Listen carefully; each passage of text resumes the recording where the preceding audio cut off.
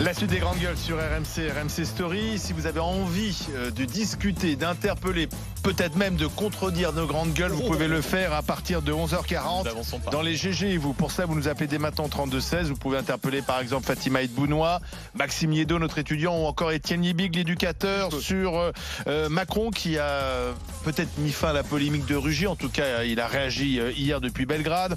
On a évoqué également ces politiques qui deviennent chroniqueurs télé. Le dernier cas, c'est Laurence Saillet, porte-parole des Républicains, qui va travailler chez Hanouna. Et puis on a parlé aussi de cette terrible collision dans la Marne, à un passage à niveau. Faut-il revoir l'intégralité des passages à niveau? La question était posée. Pour l'heure, c'est le grand oral. RMC, le grand oral des grandes gueules. Et nous accueillons Marc Vera, le grand chef cuisinier, chef de la Maison des Bois à Manigot. Bonjour Marc. Bonjour. Merci d'avoir accepté notre invitation. Vous étiez avec nous au téléphone la semaine dernière lorsqu'on a appris que vous vouliez rendre les 2 étoiles de votre restaurant. Rappelons que vous avez perdu 1 étoile en janvier dernier. Vous avez fait une dépression. Vous en avez marre de ce système. Vous dites que le guide Michelin finalement a changé. N'est plus le guide Michelin que vous aviez connu dans le passé. Il est simplement devenu un outil commercial. Donc d'où c'est très important. Ça n'est jamais arrivé pendant un siècle. On nous met 3 étoiles et l'année d'après on nous l'enlève. Et il y a une émission que vous connaissez bien d'Ardisson qui dit coucou Marco, c'est comme si on va à Cannes et qu'on donne le grand prix du film à Cannes et puis on rappelle les acteurs l'année d'après pour leur dire on vous l'enlève. Alors le Michelin a terriblement changé. Si on fait des erreurs, je suis prêt à les assumer. Je suis prêt à ce qu'on me retire les étoiles. Mais pour l'instant, rien n'a été fait. Alors, on a confondu. Écoutez bien, c'est grave. Moi, ça fait rire tous les clients d'ailleurs. C'est la connaissance, la méconnaissance de ces gens. Vous vous rendez compte? Je fais un tablier, comme un tablier de sapeur. C'est le tablier de ma grand-mère avec les traits rouges. C'est un mélange de fromage, de reblochon, de tomes, d'émulsion, et on met dessus un jus et ça fond et ça disparaît dans un bouillon de champignons. C'est une véritable merveille. Et j'avais des grands chefs établis à 3 étoiles qui comprenaient pas, qui m'ont dit « Ah, salut, monsieur Cheddar !» Parce que le directeur du guide Michelin a dit que c'était du cheddar. Non, mais est-ce que vous imaginez? Alors qu'il n'y a pas de cheddar. Non, mais attendez, c'est une incompétence incroyable. Mais insulte même. Mais c'est pire qu'une insulte. Mais c'est pire que ça. C'est une insulte pour toute la région. Oui. Pour les producteurs. Oui, parce que vous prenez des fromages du coin. Bah bien sûr, parce qu'ils connaissent... Attendez, il y a du Beaufort. Je pense que s'il y en a un qui défend le terroir depuis 50 ans... Vous prenez quoi, du Beaufort, Beaufort, de la Tome, du reblochon. Mais et pas de cheddar. Tous les propriétaires à Manigot sont mes cousins et mes beaux-frères. C'est toute la famille. Alors quand on dit, il n'y a pas que vous qui défendez le terroir, le Michelin. Ouais, mais alors, Marc, depuis que vous avez dit donc la semaine dernière, je rends mes 2 étoiles, le guide Michelin vous a répondu. C'est Gwendal Poulenec, le directeur international du guide Michelin, qui a dit: nous ne retirons pas le restaurant La Maison des Bois du guide Michelin si l'établissement demeure ouvert et que nos inspecteurs évaluent la table au niveau d'une de nos distinctions. Nous continuerons à le recommander. Eh bien, j'irai jusqu'au bout. C'est-à-dire? Ils auront droit à un procès. Je ne veux plus du guide Michelin. Je n'ai plus envie de pleurer. Je n'ai plus envie de faire une dépression. Je n'ai plus envie de jouer à ce jeu-là. Donc, on a eu les 3 étoiles à un moment donné et on était très heureux de les avoir avec un grand monsieur du guide qui s'appelait monsieur Negelen. Aujourd'hui, le directeur se fait prendre en photo, mange dans des restaurants à Paris avec des restaurateurs, se fait prendre en photo, fait une forme de publicité. Mais c'est incroyable. Oui, c'est pas l'esprit du guide Michelin. Mais attendez, c'est pas le Michelin. Mais vous avez bien lu Le Monde. Oui. Le problème qu'ils ont en Corée, le problème qu'ils ont à Singapour. Vous avez vu les problèmes là, il leur arrive. Ils ont des sacrés problèmes là. Hein. Vous l'avez lu Le Monde. Oui, mais quel problème? Expliquez à ceux qui nous écoutent. Vous savez bien. Attendez, je sais pas. Il y a eu des deniers de faits, il y a eu un tas de choses de faits. Il va bien falloir qu'ils justifient. C'est Le Monde qui l'a dit. C'est pas Marc Vera. Si Michelin continue d'inscrire votre restaurant dans son guide, vous faites un procès? Absolument, immédiatement. Mais il est déjà en route. Il est déjà en route. Oui. Pourquoi qu'on essaie de bien comprendre, parce que tout le monde ne connaît pas la vie d'un chef cuisinier de ce niveau-là, pourquoi vous avez fait une dépression en ayant perdu 1 étoile?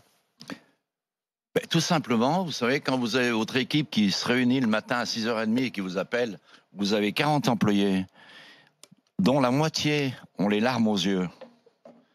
Et vous dites, chef, on va se battre, on va pas partir. on va rester avec vous pour se battre. C'est une injustice flagrante. Ils ont travaillé dans les plus grands restaurants du monde, y compris aux États-Unis. Et quand ils voient une chose pareille, ils ne comprennent pas. Écoutez, nous sommes le seul restaurant à traire nos vaches, à avoir nos jardins. 2 botanistes, on va ramasser nos plantes. Mais mais attendez, est-ce qu'ils tiennent compte du terroir, ces gens-là? Est-ce qu'ils connaissent quoi au terroir? Bon, vous savez, je vais vous dire, à 15 ans, je traisais les vaches à la main avec mon papa. C'est eux qui vont m'apprendre le terroir? C'est eux qui vont m'apprendre à faire le reblochon? C'est eux qui vont m'apprendre à mettre les myrtilles sous conserve? Non, jamais. Jamais. Je trouve que c'est un outrage qu'on fait à ma famille, en plus, à mon éducation, et à mes parents et à mes grands-parents. Mais on comprend, on entend votre colère, votre déception, et on comprend aussi pour la dépression que c'est pas simplement le fait de perdre une étoile, mais un sentiment profond d'injustice. Bien sûr. Si vous aviez commis une erreur, vous l'auriez accepté.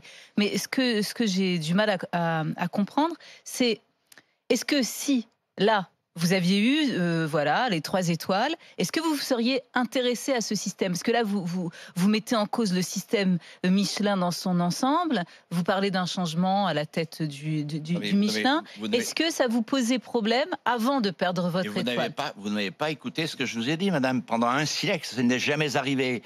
On avait 3 étoiles quand on a ouvert. Oui. L'année d'après, on nous ôte la 3e étoile. Ça n'est jamais arrivé. Non, mais si c'était arrivé à un de vos collègues, par exemple. Non, c'est pas vrai. C'est arrivé à personne. Si par exemple, est-ce que c'est finalement parce que vous êtes personnellement touché, ça vous fait remettre en cause ce système, mais ce système-là vous convenait lorsqu'il était plutôt dans votre sens? Est-ce qu'on pourrait quand le guide Michelin vous donnait une étoile? Qu'est-ce que je viens de vous dire? Oui, parce que le système a changé, madame. Ce sont plus les mêmes. On avait un grand directeur, il s'appelait Monsieur Nejlen, un grand seigneur. Aujourd'hui, le système a changé, il est devenu commercial. Vous comprenez? Quand on se permet de dire « lui, c'est mon copain », quand un directeur du Michelin dit « oui, mais c'est mon copain », en plein public, vous croyez que c'est normal, ça? Et on se fait photographier, mais justement, et on cautionne des missions. Si vous aviez encore vos 3 étoiles, mais que vous aviez remarqué que ce copinage, le côté très commercial, est-ce que vous auriez eu le même geste? J'aurais tout rendu. C'était prévu, hein? C'était prévu, j'aurais tout rendu. N'ayez pas peur. J'en ai vu d'autres, vous savez. Je vais vous expliquer. Ça m'intéresse. Vous savez, j'ai 70 ans. Nous avons perdu 2 affaires qui ont entièrement disparu sous les braises. Vous savez ce que c'est que de remonter des affaires de A à Z? J'ai une affaire à Paris où on a 70 employés, on a 40 employés en haut. On a des affaires qui marchent. Mais il faut avoir du courage à 70 ans pour faire ça. Et quand vous avez 50 ans de bouteille, ben vous savez quoi? Ben les gens qui vous jugent, qui sont en face de vous, ils pourraient avoir un peu de respectabilité. Non, mais au moins vous prévenir. Moi, je vous signale qu'il y a quelqu'un qui est menacé aujourd'hui, et je viens de le savoir. Eh bien, il a tout simplement reçu un coup de fil ou un écrit, on n'arrive pas à savoir, pour prévenir qu'il fallait faire très attention. Nous, on n'a eu aucune prévention, hein. C'était direct, on nous a appelé à minuit le soir, c'était fini. Moi, je suis étonné que le guide Michelin ait encore autant de pouvoir. Non, il n'a plus. À l'heure des notes, mais attendez, c'est une plaisanterie. Regardez combien ils vendaient d'exemplaires, le guide Michelin, il y a 10 ans. Regardez voir combien ils en vendent cette année. Vous le savez bien que ça a été divisé par 10. C'est ça le problème. Donc finalement, vous en avez moins besoin, le guide Michelin, parce qu'aujourd'hui, quand on va dans un restaurant, dans un hôtel, on regarde aussi le note des clients. Pas que ça, c'est que Vera, à la limite, moi je trouve ça très intéressant, le combat qui est en train de se mener contre l'institution Michelin, contre l'institution. Là, parce que finalement, honnêtement... M'en fous, j'ai fini. Oui, vous êtes une institution. Parce que vous avez fini, mais que de toute façon, votre renommée, elle n'est pas faite par le Michelin. Elle est faite. Attendez, mais le pire, c'est que tous les 3 étoiles, le futur grand 3 étoiles à Paris, c'est mon élève. Les grands étoiles en Haute-Savoie, dans les Alpes, c'est mes élèves. Les meilleurs chefs du monde japonais, ce sont mes élèves. Mais attendez, alors c'est ce qu'a dit le guide Michelin. Mais on nous prend pour qui? Madame, j'ai comme l'impression... Marc Vera, quand même, le guide Michelin, parce que je lis la réaction quand même du directeur international. Il vous rend hommage. Il dit que vous avez formé des chefs d'exception. Vous avez formé les grands chefs d'aujourd'hui. vous êtes une figure majeure de la gastronomie française. Nous sommes peinés de le savoir souffrant de la situation qu'il traverse, mais nous continuerons à recommander son restaurant. Je l'ai tué, mais je suis peiné. Formidable, ça. C'est formidable comme réflexion. Non, mais c'est extraordinaire. C'est Corbeil, c'est quelqu'un d'exceptionnel. Non, mais écoutez, ce monsieur, il est adorable. Vous savez ce que je voudrais organiser, moi? Moi, j'ai fini ma carrière. Ce que je veux, c'est me battre pour les jeunes. Et je voudrais faire un concours. Vous savez de quoi? Des gens qui nous notent en cuisine et qui viennent un petit peu en cuisine nous faire voir un petit peu ce qu'ils savent faire. Eh bien, vous seriez drôlement étonnés, ne serait-ce que sur l'assaisonnement. Parce que je peux vous dire qu'aujourd'hui, la nouvelle institution du Goemio, ce qui a fait la renommée de Marc Veyrat, c'est pas les 3 étoiles. Hein. Vous savez ce que c'est, hein? C'est le 20 sur 20 qui n'a jamais existé au monde, qu'on a eu pendant 10 ans. C'est ça qui a fait la renommée de Marc Veyrat. Et je peux vous dire que chez le Goemio, il y a des sacrés goûteurs, des sacrés inspecteurs, et qui font la cuisine. Oui, mais vous pouvez pas demander à un critique d'être un cuisinier, c'est pas le même métier. J'ai pas dit ça. J'ai pas dit ça. C'est comme si moi je faisais de la politique. Mais non, non. Alors qu'on n'arrête pas de les allumer. Je sais plus qui disait un critique, c'est quelqu'un qui connaît la route mais qui ne sait pas conduire. Ouais, c'est un peu ça. Oui, en général, si tu connais la route, tu ne sais pas conduire, tu passes en bas de la route. Hein. Ben, voilà. Donc ça, entre le critique et le grand chef cuisinier, celui qui reste, c'est le grand chef cuisinier. Non, mais écoutez, c'est dommage parce que moi, j'avais beaucoup de respectabilité pour le guide Michelin. Et quand je vois ce système commercial, quand j'ai lu ces articles dans Le Monde, dans Le Canard, un peu partout, il y a une espèce de mise en cause commerciale qui, à mon avis, est une dérive totale. Vous comprenez? Écoutez, c'est comme un... Je sais pas.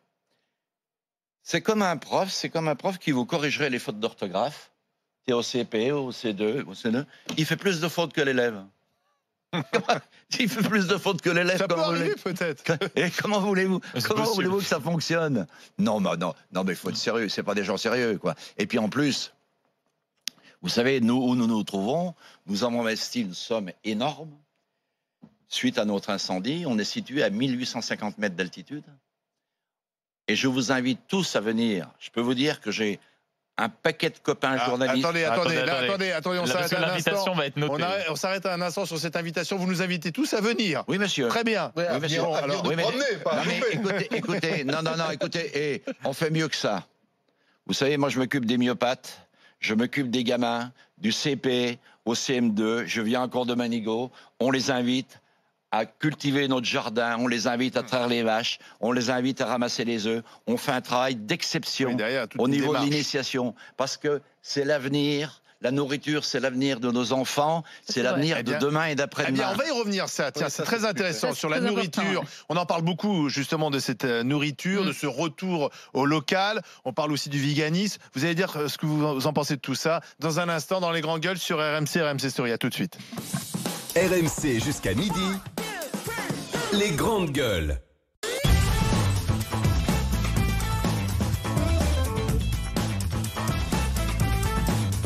Retour des grandes gueules sur RMC, RMC Story avec le grand oral de Marc Veyrat, le chef de la Maison des Bois à Manigot, qui veut rendre ses 2 étoiles au guide Michelin. Il en a perdu une en janvier. Il dit stop à ce système. Il vient d'ailleurs d'expliquer avec colère et fougue pourquoi il n'y croyait plus.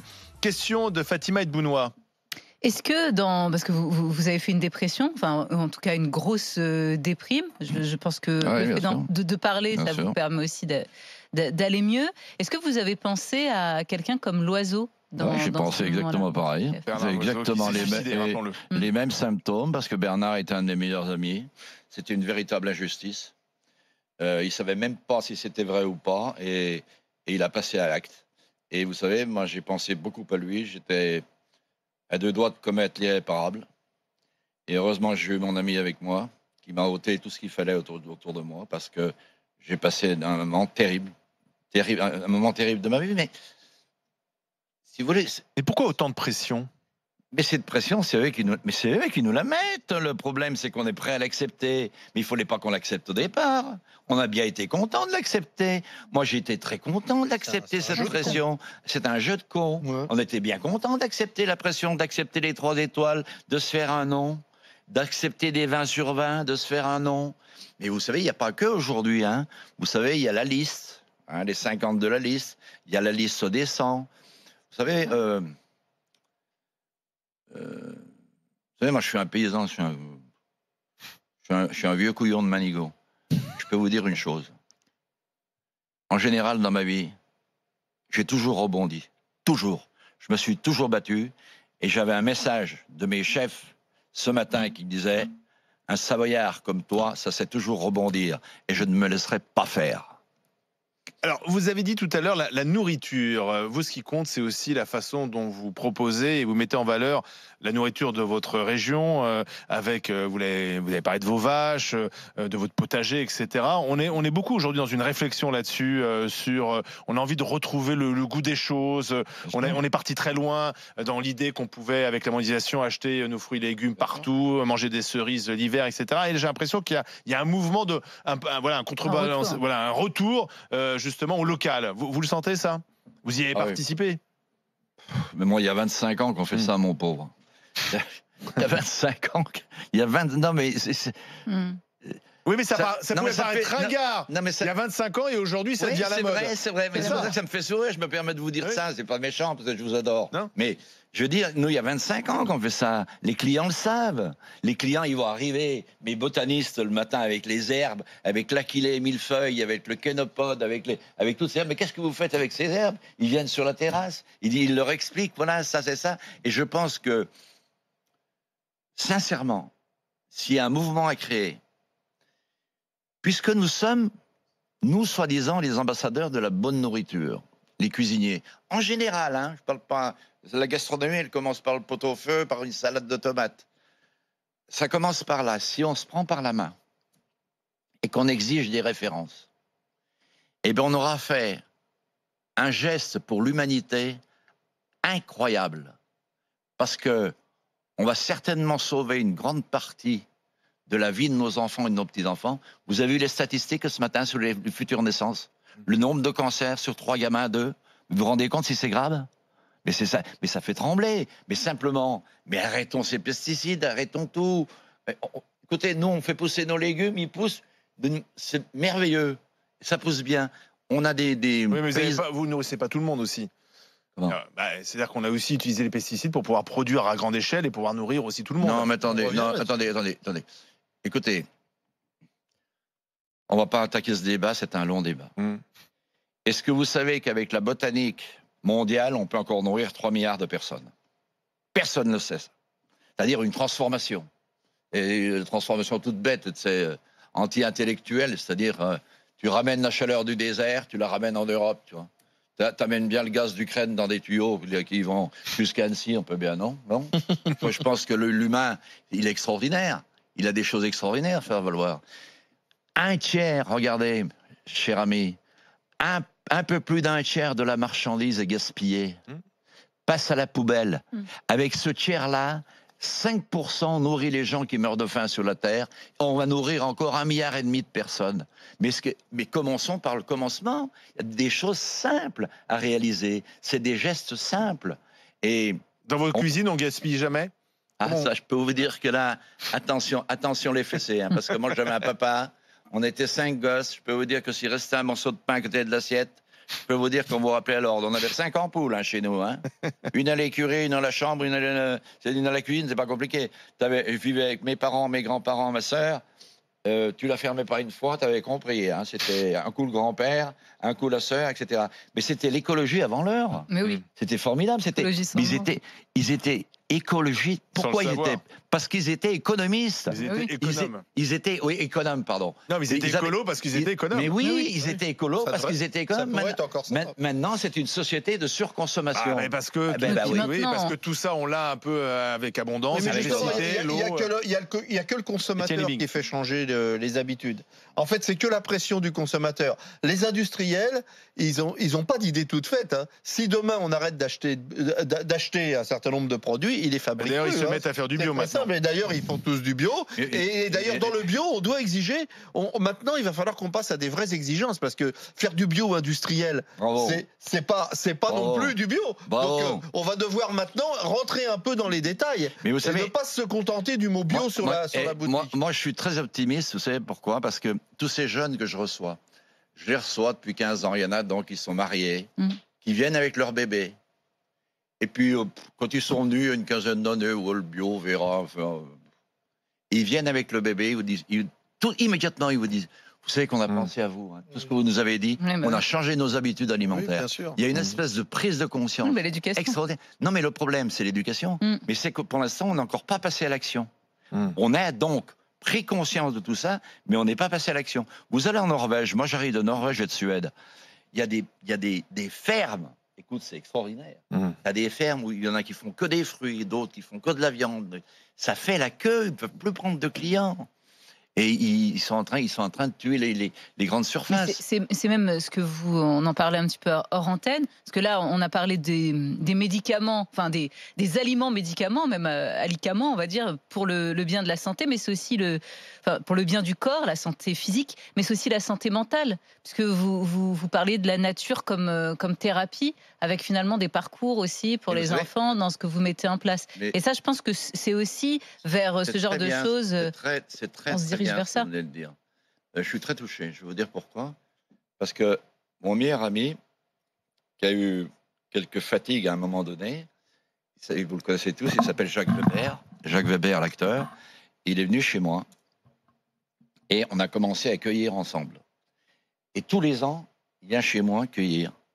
Et il me dit surtout, dis bien à tes copains, dis bien à tout le monde, quand il y a un problème, qui viennent avec toi à la cueillette, qui viennent dans la nature, c'est la meilleure des thérapies. Cultiver son jardin, enfin on revient toujours à ça, mais c'est ça. Et ouais, c'est formidable. Alors Maxime, j'allais y venir. Toi l'étudiant, qui mange, très sainement. Vous mangez McDo, vous? Kebab. Je ne veux pas plaider coupable, mais un peu beaucoup. Est-ce que, en réalité, on parlait de la pression qu'il pouvait avoir sur le chef, vous parlez de la commercialisation de la cuisine, la preuve, maintenant, on en fait des émissions télé, des talk-shows, donc c'est un vrai sujet. Est-ce que vous ne pensez pas également que la cuisine est quelque chose, finalement, qui est trop pris au sérieux, c'est-à-dire qu'on en fait tout de suite des montagnes, on en fait des exigences folles, alors que parfois, ça peut juste être, finalement, une bonne viande avec un aller-retour et un peu de sel. Alors, je peux vous dire, je suis complètement d'accord avec vous. C'est-à-dire qu'on va à l'excès, là. Hein, on est un peu comme dans le Michelin, là. Là, on va n'importe où, là. Oui. Alors que savoir acheter une bonne salade, vous êtes d'accord? Mettre 2 échalotes dedans et qu'elles soient bio, et puis quelques tomates, et ça va.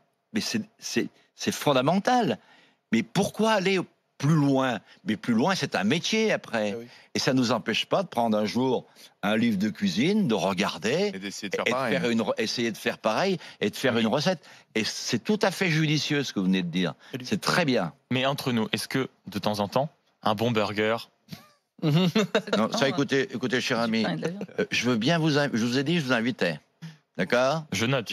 Mais vous pouvez noter, parce que vous savez, un Savoyard, ça ne trahit jamais. Donc je vous invite. Mais je vous garantis que le burger, vous l'aurez pas. Ça, n'y comptez pas. D'accord? Avec quelques frites maison, un peu de... Qu'est-ce que vous pensez du phénomène, le véganisme qui se développe de ces militants qui disent arrêtons de tuer les animaux pour les manger? Ils n'ont pas tort. Ils n'ont pas tout à fait tort. Bon, vous savez, dans notre famille, on était paysans, on tuait les cochons, nous. Hein.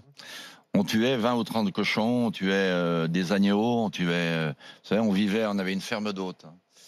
Et aujourd'hui, c'est vrai que, en vieillissant, j'ai pris conscience de tout ça et je me dis que c'est trop dur. Alors, il y a certainement d'autres systèmes. Je ne dis pas qu'il ne faut pas manger de viande, attention. Je suis persuadé qu'il y a d'autres systèmes pour abattre une bête. Et voyez-vous, ce qui est fort, elles ont mangé des pesticides, des insecticides, elles ont été vaccinées, toutes les bêtes. Madame. Antibiotiquées, même mieux que ça. Il y a tellement de préventifs que dans les graines qu'on leur donne tous les jours, il y a déjà les antibiotiques au cas où et vous allez consommer les antibiotiques. Mais on est devenus fous. Et elles sont dans les rivières. Elles sont dans les rivières. Écoutez, il y a une chose formidable. Moi, je dis un excellent chasseur. Un excellent chasseur. Qui, lorsqu'il y a trop de sangliers, s'en prendrait au sanglier.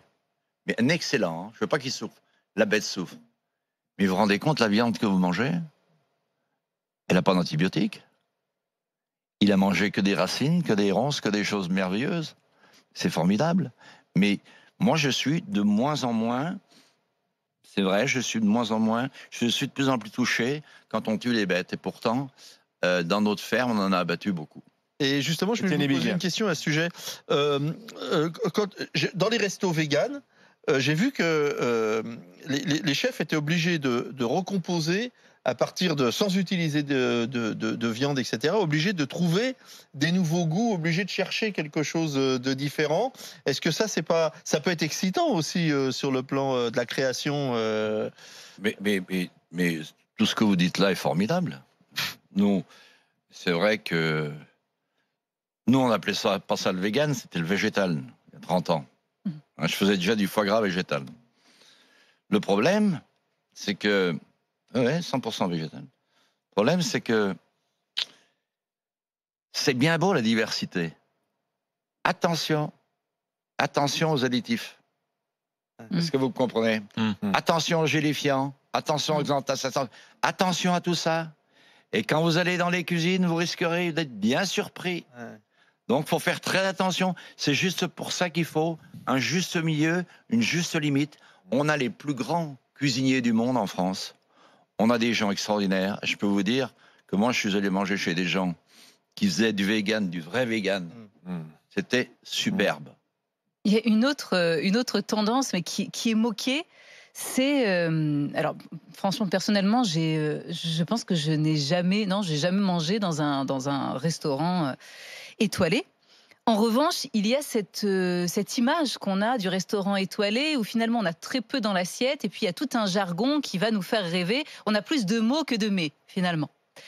Et ça, j'ai l'impression que cet aspect-là est de plus en plus parodié. Alors, je vais vous raconter une scène. C'est dans un film qui s'appelle Be My Maybe, avec il y a Keanu Reeves à un moment. Et cette scène, avec un restaurant conceptuel où on met un casque pour entendre l'animal crier. Et il mange en pleurant, en mangeant la viande. Et avec des bulles de sucre comme ça qui s'amusent à attraper. Et finalement, à la fin, on lui donne l'addition. Voilà, c'est 1 000 €.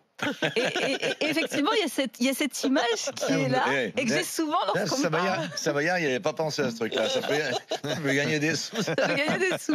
Comment faire aussi pour lutter contre cette image de la haute gastronomie qui finalement, voilà, où on nous vend du vide, un peu comme de la communication politique, parfois. Madame, écoutez, quand vous allez dans des maisons sincères, regardez, moi je pense à Marc Eberlin, qui vient de perdre sa 3e étoile, à Barbeau à Paris qui vient de perdre sa 3e étoile aussi. On a tout un groupe là. Mais quand vous allez chez ces gens-là, mais c'est formidable. Ils ont une identité. Ils ont enlevé les gants blancs. Ils amènent du bonheur, de la bonté, un vocabulaire tout simple. Et vous savez, de temps en temps, même quand j'ai des gens des grandes maisons qui arrivent chez nous, j'arrive tout de suite, je dis top, top, top, top, on arrête. Vous êtes en train d'expliquer là le plat. C'est plus long à vous écouter qu'à déguster. Oui. Donc, à un moment donné, si tu veux, il faut ce qu'il faut. Par contre, qu'il n'y a rien dans les assiettes, c'est pas vrai. Ça n'existe plus nulle part. Ça, je peux vous garantir que moi, tous les clients chez nous, je peux vous garantir, ils ne prennent pas de fromage, ils n'en peuvent plus à la fin. Oui. Merci Marc Vera, en tout cas. En tous les cas, merci. Et puis, si jamais vous voulez une action solidaire pour la vraie bouffe, d'accord ? Alors, vous venez et vous êtes mes invités. Eh bien, merci. En attendant, on va aller à la cantoche tout à l'heure. Merci Marc Vera, chef de la maison des Bois à Manigot. Merci d'être venu dans les Grandes Gueules. On enchaîne et GG, vous. RMC, les Grandes Gueules, les GG et vous. C'est Christophe qui nous appelle au 32-16. Bonjour Christophe. Oui, bonjour à toute l'équipe. Vous êtes de quel côté, Christophe ? Moi, je suis du Lavandou dans le Var. Et en passant, j'aimerais passer un bonjour à ma GG préférée. C'est Mourad, bien entendu, parce que c'est président de mon club de Toulon. Mourad, on l'embrasse, Mourad Boudjelal. C'est un super président, c'est un visionnaire, c'est un mec qui est droit et qui dit tout ce que tout le monde pense tout bas. Donc Mourad, chapeau et respect. Eh bien, il reviendra bientôt dans les Grandes Gueules. On lui Mourad, dira que son neveu a appelé. Christophe Boudjelal. Je rigole. Alors moi, je voudrais interpeller Étienne. Alors, vous voulez interpeller Étienne ? On va revenir sur ce que disait Étienne. C'était à propos d'Amazon, de Conforama. Il y avait un dialogue avec un auditeur. Étienne. Allez expliquer au personnel des ministères qui sont quand même pas payés, pas payés avec au lance-pierre. Allez dire aux. Il n'y a pas qu'à eux qu'on est obligé d'expliquer que ça va mal. Non mais allez dire au chef cuisinier, écoute, demain tu vas servir dans une école à Dieu sait où. Ça je veux dire. Au maître d'hôtel, écoute, maintenant t'es viré. Vous allez voir les réactions. Enfin c'est n'importe quoi. Je veux dire. Je crois qu'en ce moment Conforama se gratte pas pour dire à ses salariés, tu vas arrêter de bosser chez nous. Hein. Enfin. Il faut arrêter. Enfin. Non, mais peut-être qu'on est dans une révolution de la pensée politique. Voilà. Christophe. Oui, donc Étienne, même si on a des divergences d'opinion, je t'apprécie beaucoup, t'as l'air très sympa. Bon, malgré tout, j'ai quelque chose à te dire. Comment peut-on confondre Conforama et l'État français? Conforama, déjà, ce sont des intérêts privés, donc c'est une entreprise qui a certes mal été gérée. Moi, le premier, quand je vois des hommes et des femmes qui se font virer, ça me fait mal au bide, voilà. Je supporte pas ce genre de choses, de mauvaise gestion. Bon, ça c'est une première chose. Mais Conforama, on ne peut pas comparer ça avec la gestion de l'Assemblée nationale. L'Assemblée nationale, je dis bien du moment que c'est au niveau officiel, que c'est des dîners officiels, pas des dîners privés avec des copains, attention. Hein. Dîners privés avec des copains, je suis pas d'accord. Mais si c'est des dîners officiels, est-ce que tu penses que Mélenchon, s'il était président de l'Assemblée nationale, il mangerait du burger ou des coquillettes et du jambon? Je pense pas non plus, tu vois. Donc ils sont tous pareils. Donc à ce niveau-là, je vois pas comment on peut comparer Conforama et l'Assemblée nationale. C'est malheureux pour ce qui arrive à Conforama, mais voilà. Ouais, Christophe, j'ai l'impression qu'il y a une méprise parce que je pense que quand on a parlé de Conforama, on parlait plutôt d'Amazon que de l'Assemblée nationale. Oui, mais tu faisais un rapprochement avec Conforama, on parlait des lors de l'Assemblée nationale. Non, alors moi je suis persuadé, justement, si tu écoutes ce que j'ai dit, et d'ailleurs je me fais allumer sévère sur Twitter à cause de ça, moi j'ai dit exactement l'inverse. J'ai dit effectivement que quand c'est exactement ce que j'ai dit. J'ai dit quand on est à l'Assemblée nationale, président de l'Assemblée nationale, et qu'on venait à l'hôtel de la Sey, et qu'effectivement on a une cave avec des vins qui coûtent 500 €. D'ailleurs on le sait pas toujours qui coûtent 500 €, mais je pense plutôt qu'on a des gens qui viennent manger, on choisit plutôt des bons vins que des moins bons. Et je suis d'accord avec toi. Je pense très sincèrement que si Mélenchon était président de l'Assemblée nationale, il aurait fait exactement la même chose. Et c'est pour ça que je me suis mis en avant. Mélenchon, il a été sénateur. Et bien sûr, à une époque où il y avait aucun contrôle. Et je rappelle qu'il y a aussi une affaire avec le Sénat aujourd'hui de 8 millions d'euros qui se sont envolés bizarrement avec des sénateurs de droite. Il paraît qu'il y a une enquête, mais enfin pour l'instant ça va pas très vite. Donc moi je suis d'accord avec toi. Il me semble que si j'ai comparé à Conforama, c'est parce que j'ai voulu montrer que effectivement je pense qu'on est en train de vivre aujourd'hui, qu'on est en train de vivre un véritable changement. Est-ce qu'il faut l'accepter ou est-ce qu'il faut le refuser? C'est là toute la question, mais on est en train d'instrumentaliser les salariés. Moi, je pense qu'on parlait d'Amazon, où ils sont totalement instrumentalisés. On les prend, on les jette. Tous ces métiers qui consistent à livrer avec un petit sac derrière, à réparer des vélos, à mettre de l'électricité dans des patinettes. Je pense que c'est des métiers où on est extraordinairement instrumentalisé. Et moi, personnellement, ça m'emmerde de voir que des gens sont poussés à ces extrémités parce qu'on est coincé par le fait qu'on n'a pas de taf et qu'on dit plutôt ça que rien. Mais du coup, on arrive à la situation effectivement américaine avec des tas de petits boulots où on n'a aucune garantie. Aucune garantie. Non, là-dessus, je suis tout à fait d'accord avec toi. On est complètement d'accord. Les grandes entreprises comme ça, qui exploitent à outrance leurs employés. Moi, même si je suis pas de gauche, si je suis pas communiste, au contraire, mais franchement, ça, je suis tout à fait d'accord avec toi. Et je l'avais déjà dit une fois sur cette antenne il y a bien longtemps, le patron le plus social, le meilleur patron qu'il y a eu en France, le plus bel exemple de patronat, c'était monsieur Paul Ricard. Ce gars-là, tu peux parler avec tous les employés qui ont été chez lui.